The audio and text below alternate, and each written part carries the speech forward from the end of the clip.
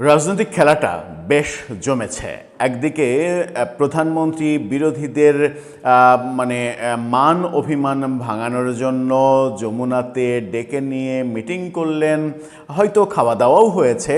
অন্যদিকে স্বরাষ্ট্রমন্ত্রী সরাসরি বলে দিলেন ইউনূসের যে গণভোট সেই গণভোট অবৈধ।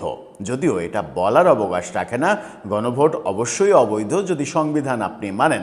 সংবিধানে গণভোটের কোনো অপশন ছিল না। যেভাবে গণভোট হয়েছে, গণভোট শুধুমাত্র সংবিধান পারমিট করে একটাভাবেই, যেটা নতুন করে আদালতের আদেশের আগে পর্যন্ত যেটা ছিল, সেটা হচ্ছে যে যদি কোনো ইস্যু সংসদে পাশ করা, সংসদে আইন প্রণয়ন করা হলো, এরকম ইস্যু তো সেটা পাশ করার জন্য রাষ্ট্রপতির কাছে যায়। রাষ্ট্রপতি সিগনেচার করলে সেটা সংবিধানে সংযুক্ত হয়ে যায়। সেই ব্যাপারে রাষ্ট্রপতি সিগনেচার করার আগে যদি মনে করেন যে তিনি এটা নিজে সিগনেচার করতে চান না, আগে তিনি জনগণের মতামত দিতে চান, একটা গণভোট করতে চান, তখন তিনি সিগনেচার না করে নির্বাচন কমিশনকে বলবেন যে এই ব্যাপারে তোমরা একটা গণভোটের আয়োজন করো। তারপরে গণভোট হবে, গণভোটের যে রেজাল্ট আসবে সেই রেজাল্টের ভিত্তিতে রাষ্ট্রপতি তখন সিদ্ধান্ত নেবেন। এর গণভোটের প্রসিডিউরটা সেটাই ছিল। কিন্তু ইউনূসীয় যুগ তো আসলে আল্লাহ প্রেরিত বিশেষ একটা যুগ। সেই যুগে যা ইচ্ছা তাই করা হয়েছে, সংবিধানের তোয়াক্কা করা হয়নি, অথচ সেই সংবিধানের আলোকেই তারা শপথ গ্রহণ করেছে, সংবিধানের আলোকেই সব কিছু হয়েছে। কিন্তু এই ক্ষেত্রে যে ক্ষেত্রে ভাল লাগে সেই ক্ষেত্রে মানবে, যে ক্ষেত্রে ভাল লাগে না সেই ক্ষেত্রে বলবে সংবিধান বলে কিছু নেই। সেরকম একটা কর্মকাণ্ড করেছিল গণভোটকে নিয়ে। বিএনপি তখন মেনে নিয়েছিল। পরবর্তীতে বিএনপির ভাষ্য আমরা ভিন্ন দেখেছি, কিন্তু বিএনপি এখন স্পষ্ট বলে দিচ্ছে এটা অবৈধ। যখন বিএনপি এটা অবৈধ বলছে, তখন অন্যদিকে সার্জিস আলম এনসিপি নেতা, তিনি বলছেন গণভোট যদি অবৈধ হয় তাহলে সালাউদ্দিন আহমেদ তিনিও অবৈধ, তারেক রহমান তিনিও অবৈধ, বিএনপি সরকার তারাও অবৈধ, এই কথা বলছেন। আসলেই কি তাই? সার্জিস আলমরা অনেকেই তো এখন ব্যাপারটা এমন হয়ে গেছে যে জাতির অভিভাবক সাজার চেষ্টা করছেন। ইউনূসীয় যুগে যদিও এই চেষ্টাটা বেশি ছিল, এখনও তো অভ্যাসটা যেহেতু খুব সহজে পরিত্যাগ করা যায় না, সেই অভ্যাসটা এখনও রয়েছে। স্বরাষ্ট্রমন্ত্রীর বক্তব্যটা ঠিক নাকি সার্জিস আলমের বক্তব্যটা ঠিক? স্বরাষ্ট্রমন্ত্রী যখন এটা বলছেন, তখন এই ইস্যু গণভোট এবং জুলাই সনদ, এই ইস্যুতেই বিরোধী দল খেপেছে এবং খেপা সেই বিরোধী দলকে মান অভিমান ভাঙানোর দায়িত্ব নিয়ে প্রধানমন্ত্রী তাদেরকে যমুনায় ডেকে আপ্যায়ন করলেন একই দিনে। রাজনীতি কি আসলে এমনই? চলুন একটু জেনে দেখি স্বরাষ্ট্রমন্ত্রী কেন বলছেন গণভোট অবৈধ, কিবা বলছেন। থাকবেন পলিটিক্স টিভির নিয়মিত আয়োজনে।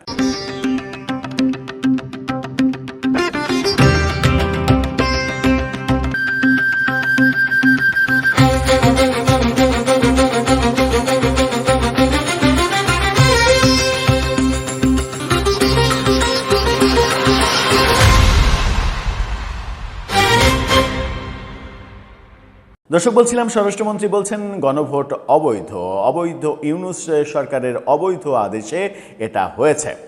তাহলে তখন মেনেছেন কেন, এই প্রশ্ন আসে। সংসদে একেবারে স্পষ্ট স্বরাষ্ট্রমন্ত্রী আগেই বলেছেন যে অনেক কারণেই আমরা অনেক কিছু মেনে নিয়েছি, কারণ নির্বাচনটা হোক এটা আমরা চেয়েছি। তার ওই কথার মাধ্যমে স্পষ্ট হয়ে যায় যে ইউনূস সরকার নির্বাচন দিতে চায়নি। বিএনপি কৌশলী না হলে তারা নির্বাচন দিত না, এটা স্পষ্ট হয়ে যায়, এটাতে আর কোনো রাগঢাক থাকে না। তার ইউনূসের একটা দুরভিসন্ধি ছিল বহুকাল, অনন্তকাল কিংবা আমৃত্যু, যতদিন পর্যন্ত না তিনি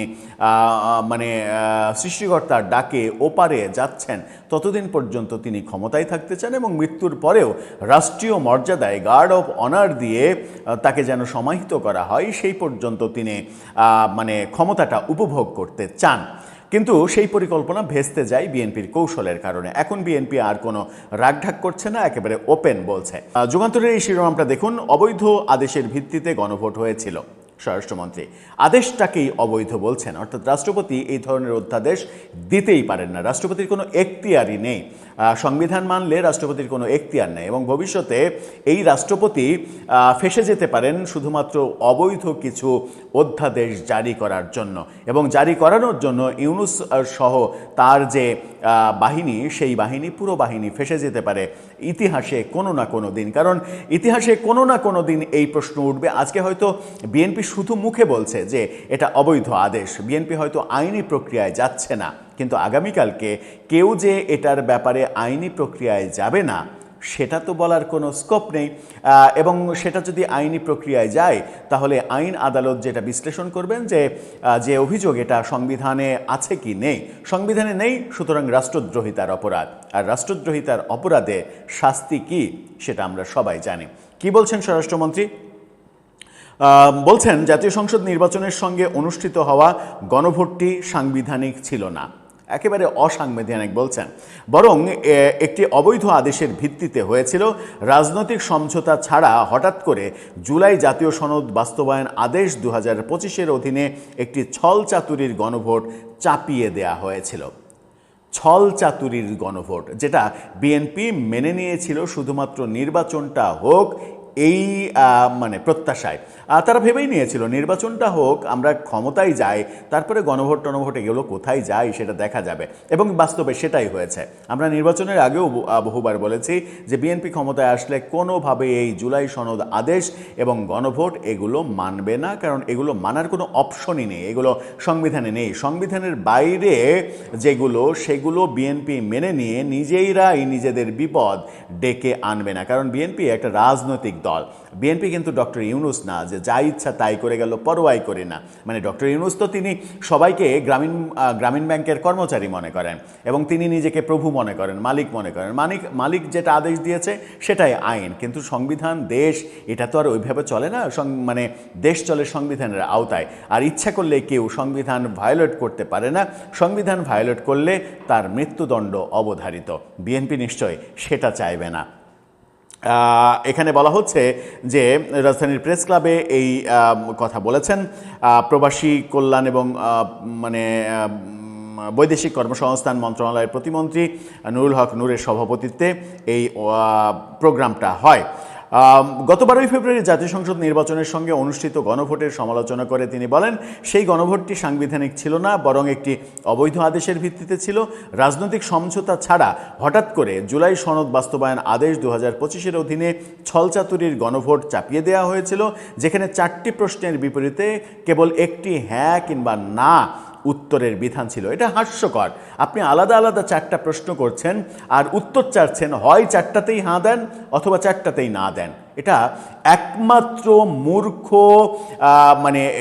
মানে কি বলবো, যে অক্ষর জ্ঞানহীন মানুষের পক্ষেই সম্ভব। কোনো শিক্ষিত মানুষের পক্ষে এরকম আজগবি সিদ্ধান্ত চাপিয়ে দেওয়া সম্ভব না যে আপনি 4টা আলাদা প্রশ্ন করছেন, 4টার প্রশ্নে 2টার প্রশ্ন হাঁ হতে পারে, 2টার না হতে পারে, 1টার হাঁ হতে পারে, 3টার না হতে পারে। আমি 4টাতেই কেন হাঁ দেব, 4টাতেই কেন না দেব? এই প্রশ্নটা তো আমার অধিকারের ব্যাপার, কারণ আমার কোনো অপশন নেই। যদি তৃতীয় কোনো অপশন থাকতো যে এটা স্পেসিফিক করা, তাহলে একটা ব্যাপার ছিল। এই বুদ্ধি একমাত্র চোরাগুপ্তা বুদ্ধি হিসেবেই মাথায় আসার কথা। তিনি বলেন, রাজনৈতিক সমঝোতার দলিল হিসেবে সংসদের দক্ষিণ প্লাজায় স্বাক্ষরিত জুলাই জাতীয় সনদ 2025-এর পক্ষে জনগণ আছে কিনা সে বিষয়ে কেবল একটি সুনির্দিষ্ট প্রশ্নে গণভোট হওয়া উচিত ছিল। অন্তর্বর্তী সরকারের সময় গঠিত কিছু কমিশনের সমালোচনা করে মন্ত্রী বলেন, কিছু অধ্যাদেশ দেখা গেছে সেখানে সুনির্দিষ্ট কাজ ছাড়া শুধু কিছু ব্যক্তি কর্মসংস্থানের জন্য কমিশন গঠন করা হয়েছিল, অর্থাৎ কিছু মানুষকে চাকরি দেওয়ার জন্য কমিশন গঠন করা হয়েছিল। এটা বলছেন। গুমের শিকার ভিকটিম বা তাদের পরিবার কোথায় প্রতিকার পাবে তা স্পষ্ট ছিল না। স্পষ্ট ঘোষণা দিয়েছেন সরকার আন্তর্জাতিক মানদণ্ড এবং দেশীয় সাংস্কৃতিক মেলবন্ধনে আগামী সংসদে অনেক কিছু, গুম কমিশন, এটা ওটা অনেক কিছু বলেছেন। কিন্তু এই যে গণভোট অবৈধ বলছেন, এবং যখন তিনি অবৈধ বলছেন তখন সার্জিস আলম অন্যদিকে হুঙ্কার দিচ্ছেন, গণভোট যদি অবৈধ হয় তাহলে সালাউদ্দিন আহমেদ, তারেক রহমান সবাই অবৈধ। ব্যাপারটি কি তাই? আপনি সংবিধানের বাইরে একটা কাজ করবেন, আবার সেটাকে বৈধতা দেওয়ার জন্য উঠে পড়ে লাগবেন। গলাবাজি দিয়ে তো আর সংবিধান চলে না, গলাবাজি দিয়ে দেশও চলে না। দেশ চলে সংবিধানের আলোকে। হ্যাঁ, আপনি তো এখন আপনি বলছেন যে ভুল করেছেন, বিপ্লবী সরকার না করে ভুল করেছেন, তখনই ৭২-এর সংবিধান ছুঁড়ে না ফেলে ভুল তো করেছেন। সুতরাং সেই ভুলের মাসুল আপনারা এখন দিচ্ছেন।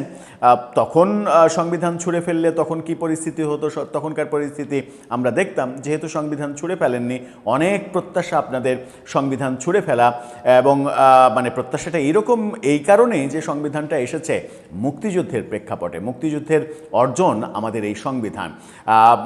এই সংবিধানকে ছোট করতে পারলেই তো মুক্তিযুদ্ধকে ছোট করা যায়, এবং এই সংবিধানকে ছোট করতে পারলেই তো ঘটা করে বাংলাদেশ বিরোধী গান বাজিয়ে পাকিস্তানে গিয়ে সম্বর্ধনা নেওয়া যায়, এবং পাকিস্তানে অন্য কথাগুলো নাই বলি, মানে পাকিস্তানে বাংলাদেশের ব্যাপার স্যাপার এবং পাকিস্তানকে খুশি করা, পাকিস্তানকে বন্ধু বলে মানে কখনো কখনো আব্বা বলে বুকে জড়িয়ে ধরা, এই ব্যাপারগুলো তো প্রতিষ্ঠিত করা যাবে না যদি মুক্তিযুদ্ধকে ছোট করা না যায়। কিন্তু বিএনপির প্রতিষ্ঠাতা যিনি, তিনি কিন্তু মুক্তিযুদ্ধের অন্যতম একজন মানে বড় চরিত্র, এবং একজন খেতাবপ্রাপ্ত মুক্তিযোদ্ধা। একজন খেতাবপ্রাপ্ত মুক্তিযোদ্ধার দল মুক্তিযুদ্ধকে অবমাননা করবে, ৭২-এর সংবিধান ছুঁড়ে ফেলবে, মুক্তিযুদ্ধের বিপক্ষে আপনারা যা ইচ্ছা তাই করবেন সেগুলো মেনে নেবে, সংবিধানের বিপক্ষে যা ইচ্ছা তাই করতে চাইবেন সেগুলো মেনে নেবে, সেটা বোধহয় প্রত্যাশা করাটা একটু ভুল হচ্ছে। এগুলো হবে না। যদিও মাঝে মাঝে ওই যমুনাতে ডেকে আপনাদেরকে একটু ভোজসভায় আমন্ত্রণ করে সান্ত্বনা দিয়ে আপনাদের মাথা ঠান্ডা করার চেষ্টাটা অব্যাহত থাকবে হয়তো। দর্শক, আপনার কি মনে হয়? আপনার মতামত জানিয়ে লিখতে পারেন আমাদের কমেন্ট বক্সে।